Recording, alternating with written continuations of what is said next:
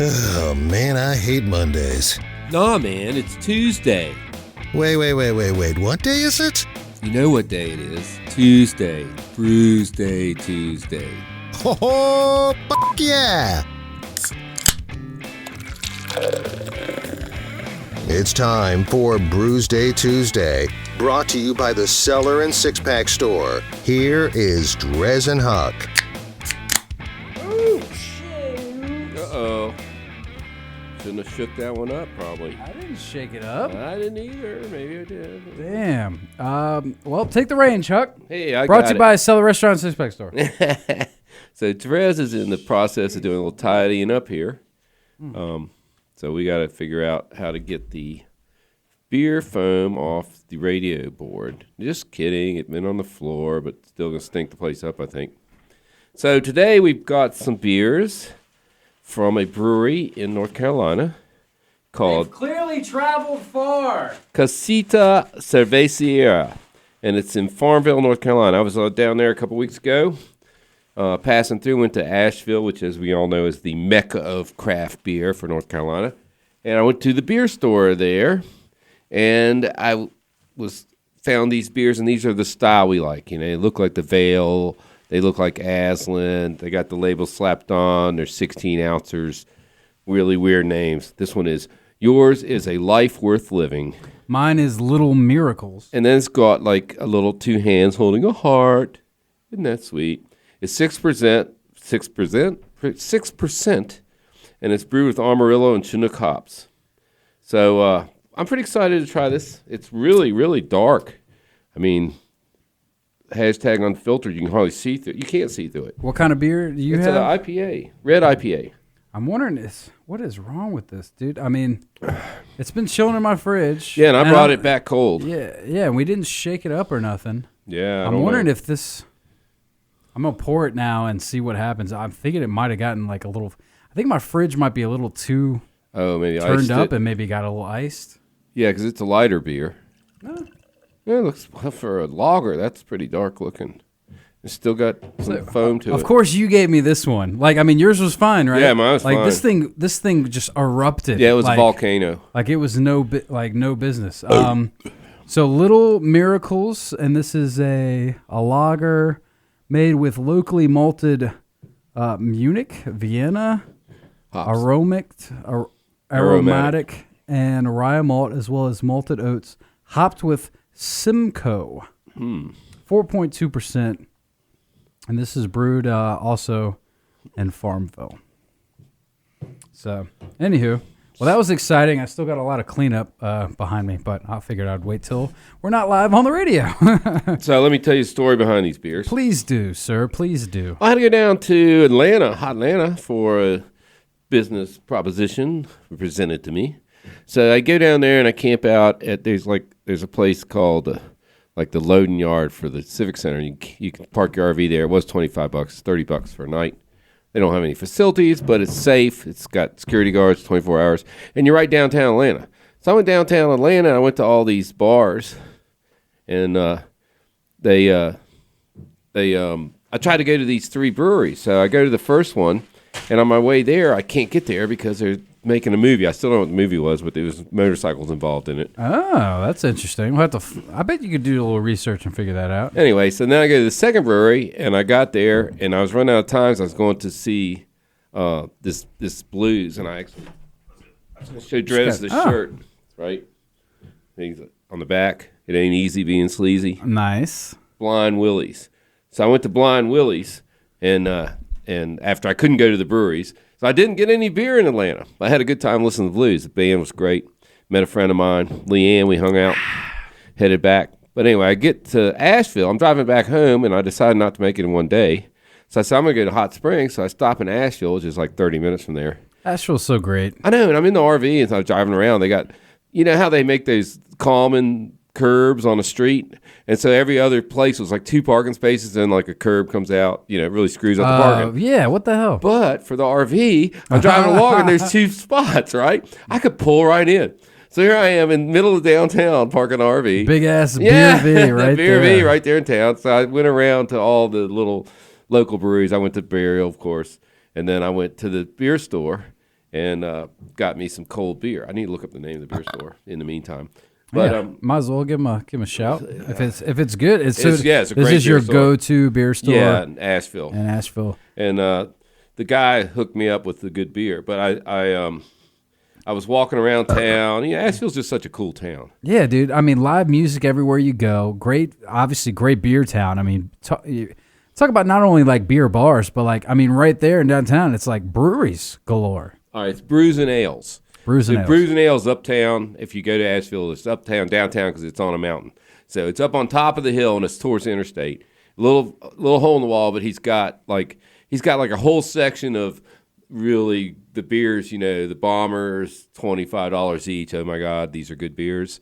And then he's got a whole section of regular craft beer, and then he's got the North Carolina craft beers, and that's where I went and I found these, and also hit a couple. I didn't go everywhere. I went to the Funkatorium, but I didn't actually drink there. They were pretty busy. But Burial Brewing, still good there. Green Man, still good. There was a couple new places. So, I highly recommend going to Asheville and hanging out. So now, wait a second. So, I mean, I'm looking at the side here. Brewed and canned for Casita Cervesia. By Duck Rabbit Craft Brewery. Okay, that one is a...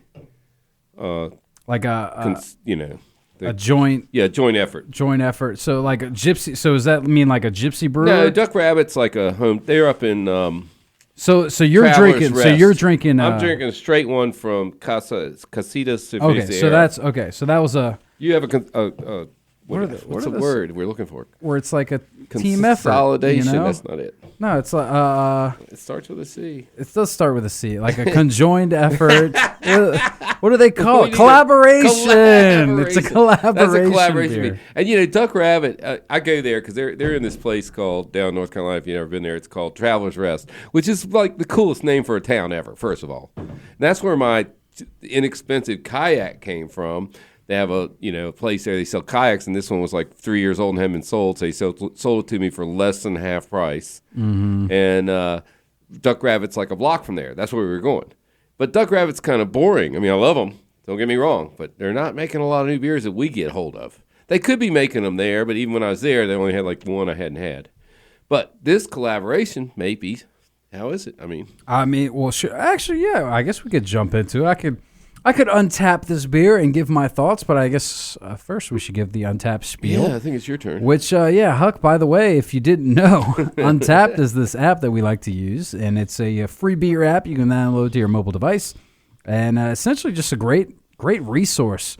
If you're looking for beer in a place or a new city, or if you're thinking about maybe you're at a beer store and you're like, oh, well, is this beer good? Is this beer good? It'll pop up. And it'll give you your average rating from the users. It'll also let you check in your beers from wherever you're drinking them.